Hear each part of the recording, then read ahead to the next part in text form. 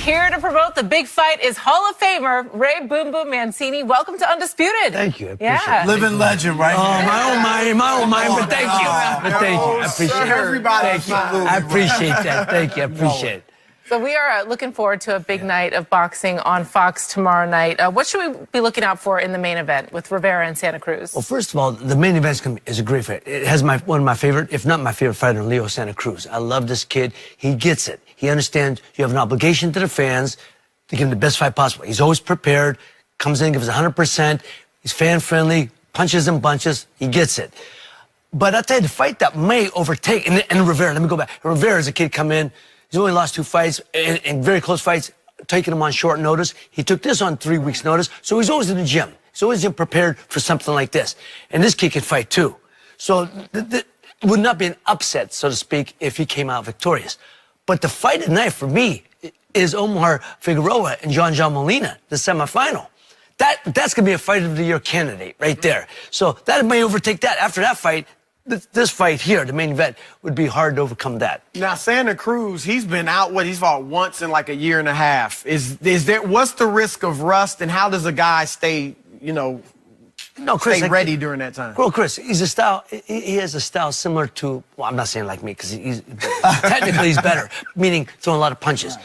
When you got a style like myself or Leo, you got to be active. You got to keep, because you got to be on, everything is timing with your punches and stuff. If you're like a Ray Leonard type and you can just move, and you can use 3 or 4 rounds to get acclimated. For a guy like me or Leo, you got to jump right from the jump. You got to be on top of your guy. So I understand these guys are getting paid well, but they're not fighting as often. I was fighting average 6 fights a year. Right. And along when I was healthy and everything. So it's important to stay active, especially with his style. I would love to see more of him, too.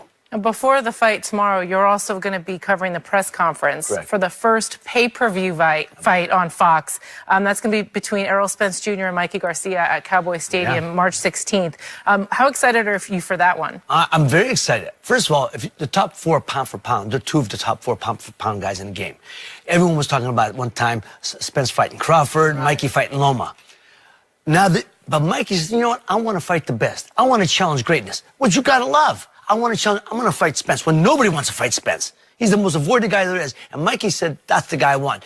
He says, I think I see something in it that I can bring out, I could capitalize on, I could exploit.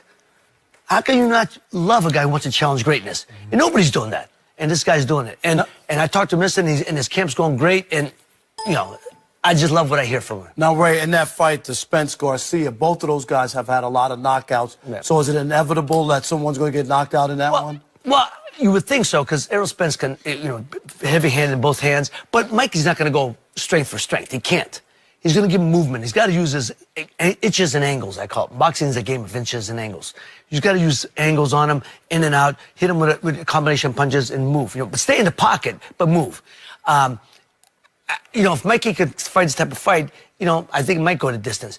But if Spence overwhelms him, and it's just too much, then it'll be a knockout somewhere. This will be the 4th fight at Jerry's World at Cowboy Stadium. Yeah. How about that? Do you guys expect for this to be the largest crowd? And how, Errol Spence being from Texas, correct? Yeah. Do you expect that big draw? Oh, absolutely. That's why they went there, because Spence being from Texas, the Dallas area, and of course Mikey being of Mexican heritage.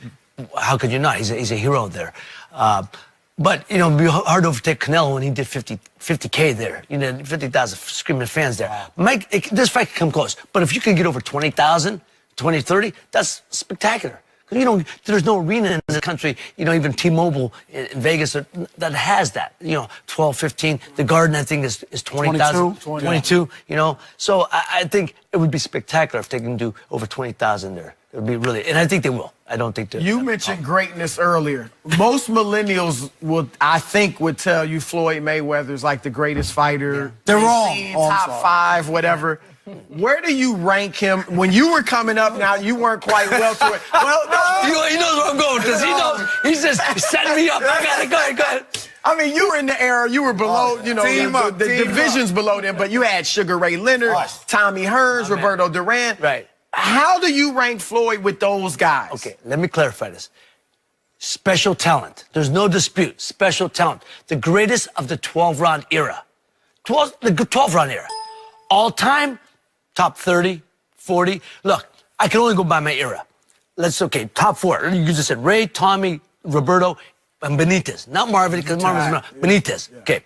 And even Charlie, so you Carlos put Palomino. Wilfred Benitez ahead of Marvin Harris? Well, Marvin was middleweight. Floyd ain't moving up that. He wasn't moving up. Them guys did. He ain't. So let's go this. Tommy would have stretched him.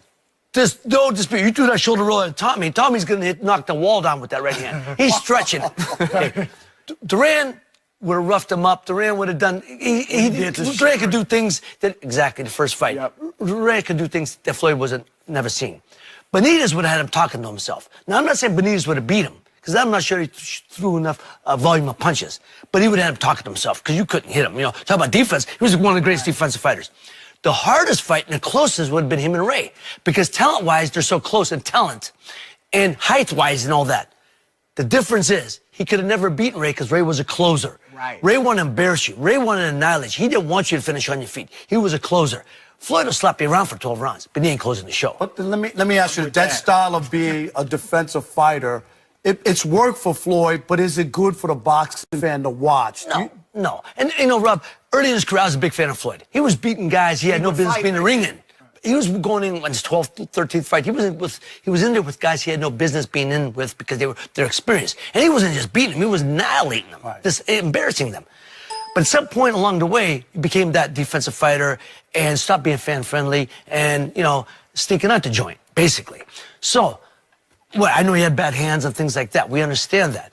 But you can't, you know, you still got an obligation to the fans. It's still entertainment. You know, it's called show business for a reason. Business comes along before the show. And you got to close the show. So when it comes to boxers and their mentality, obviously they want to be on that center stage, that main event. Sure.